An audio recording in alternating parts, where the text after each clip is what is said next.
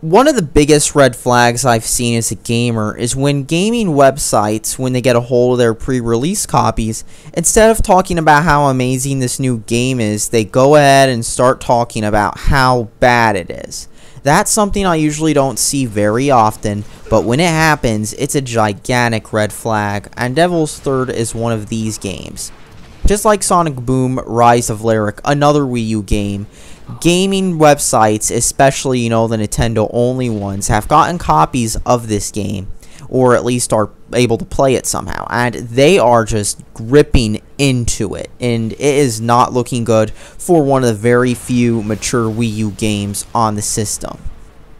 One website went as far as calling it not only a cruel joke for Wii U owners, but also one of the worst games Nintendo has ever published. Many developers were criticizing the poor frame rate of the game, the graphics that look like a budget Wii game, the controls that were pretty clunky, and of course, to make matters worse, the fact that the game just simply wasn't fun because of all these factors. And well, for a Nintendo exclusive, this is just as bad as Sonic Boom Rise of Lyric, if not worse. The only difference being Sonic Boom was a new game in a long-running franchise that was a piece of crap, while Devil's Third was not, and it's a new intellectual property entirely, and trying to be a mature game on a system which has, like, little to no mature games. And it gets worse. The game runs at 30 frames a second, well, under it if you count all the slowdowns, but this is what the developer said.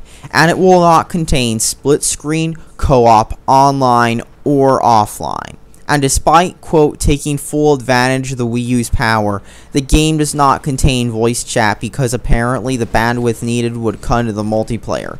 Even though the original Xbox could do it just fine years ago, back when internet connections were worse than they are now.